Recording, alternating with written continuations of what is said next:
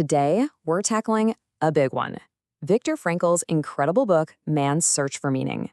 We're going to explore this massive idea. How do you find purpose when you're going through absolute suffering? And look, this isn't just any book. We're talking over 10 million copies sold. It's consistently called one of the most influential books ever. It's actually a pretty short read, but trust me, the weight of it, the impact, it's just massive. So that all brings us to this one central, almost unbelievable question, right? How? How did a prisoner in a Nazi death camp, a man living through the absolute worst humanity has to offer, uncover the secret to a meaningful life?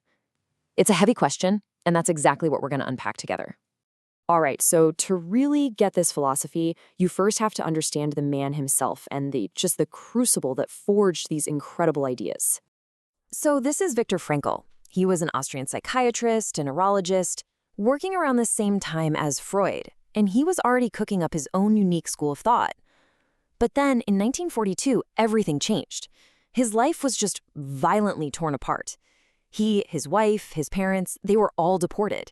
And Frankl himself would end up surviving 4 different concentration camps. One of them was Auschwitz. Okay, so picture this. Inside those wire fences, surrounded by just unimaginable daily horrors, Frankl, being a trained psychologist, couldn't turn that part of his brain off. He started observing everyone around him, and he noticed something that just defied all the conventional logic about what it takes to survive. It wasn't the biggest guys, the physically strongest, who were guaranteed to make it. No, he saw that the people who survived, the ones who pulled through, were the ones who had a reason to live. They had a purpose to look forward to. Maybe it was seeing a loved one again, or finishing a book they were writing. Some reason, any reason, to believe in a future. Hope wasn't just a feeling. It was a literal survival tool. And this all boils down to a powerful idea, a quote he actually borrowed from the philosopher Nietzsche, and it became the absolute cornerstone of his work. Those who have a why to live can bear with almost any how. Think about that for a second. If your why is strong enough, you can get through pretty much any how. And here's what's so amazing. This observation he made in the worst place on Earth, it wasn't just some random insight. It became the foundation for an entirely new school of psychology. His experience, it wasn't just a story about surviving. It was the ultimate, undeniable confirmation of the work he had already started. He called it logotherapy. That word, logos, it's Greek for meaning. And get this, he had actually developed this theory before he was sent to the camps. His time there was just the most extreme, most powerful proof you could ever imagine. His big idea was that our primary drive, the thing that gets us out of bed, it isn't pleasure, it's the search for meaning. Now, you have to understand, this was a huge deal back then. It flew in the face of the giants of psychology. You had Freud saying we're all driven by a will to pleasure. You had Adler saying it's a will to power. And Frankl comes along and says, nope, you're both missing the most important one. For him, it's all about the will to meaning. So, what happens when that will to meaning is blocked, when we can't find it? Frankl had a name for it that sounds like he could have coined it yesterday, the existential vacuum. You know that feeling? That deep sense of emptiness, of boredom, that nagging sense that life just lacks a point? That's the existential vacuum. And he warned, it leads right to depression and despair. Okay, so if meaning is that important, the million-dollar question is, how do we actually find it? The great thing about Frankl is this wasn't just some lofty, abstract idea for him. He gave us 3 very clear, very practical paths that literally anyone can explore. His framework is super straightforward. Path number 1, creations.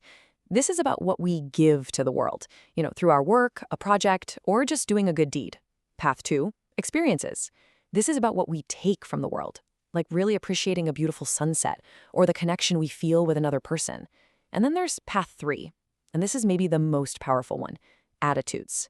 This is about the attitude we choose to take towards suffering that we simply cannot avoid. You see, Frankl thought most of us have it completely backwards. We're always asking, what's the meaning of my life?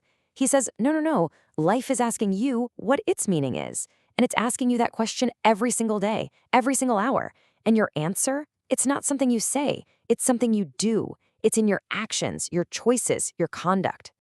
And that focus on our response, on our choices, that leads us to what is, I think, Frankl's most powerful and unforgettable insight, an idea literally forged in the fires of Auschwitz. Just try to imagine it for a second. Frankl and everyone in there with him, they had everything stripped away.